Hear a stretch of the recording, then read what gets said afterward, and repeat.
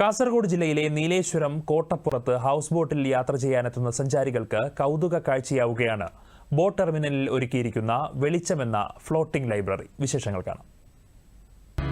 പുസ്തകങ്ങളെയും വായനയും സ്നേഹിക്കുന്ന കോട്ടപ്പുറത്ത് സ്വന്തമായി പ്രീ സ്കൂൾ നടത്തുന്ന ഫറീന ടീച്ചറുടെ ജീവിത സ്വപ്നമായിരുന്നു നാട്ടിൽ ഒരു പൊതു ലൈബ്രറി.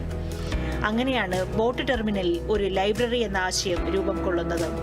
പുസ്തകങ്ങൾ അടച്ചുവെക്കാനുള്ളതല്ല, അത് പരമാവധി വായനക്കാരിലേക്ക് എത്തിക്കാനുള്ളതാണെന്നും കൂടിയുള്ള ചിന്തയാണ് വെളിച്ചം എന്ന വായന ഇടത്തിന്റെ പിറവി.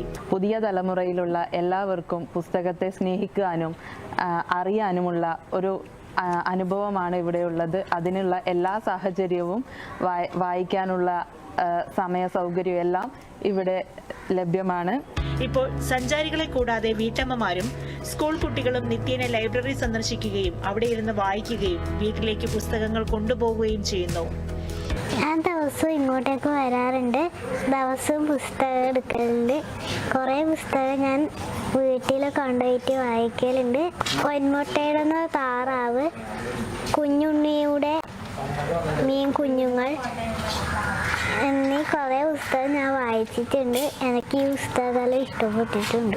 മാസത്തിൽ ഒരു തവണ നാട്ടിലെ എഴുത്തുകാരെയും പുസ്തകപ്രേമികളെയും സംഘടിപ്പിച്ച് പുസ്തക ചർച്ചകളും നടത്തുന്നു.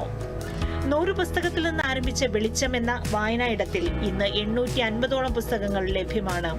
ലൈബ്രറി കൗൺസിലിന്റെ അംഗീകാരം നേടിയെടുക്കാനുള്ള ശ്രമത്തിലാണ് ഫറീന ടീച്ചർ ഇപ്പോൾ. മജിഷ്യൻ മുതുകാടിനെ പോലെയുള്ള പ്രശസ്തർ ലൈബ്രറി സന്ദർശിക്കുകയും പുസ്തകങ്ങൾ സംഭാവന നൽകുകയും ചെയ്തിട്ടുണ്ട്. ദൂരദർശൻ ന്യൂസ്, കാസർഗോഡ്.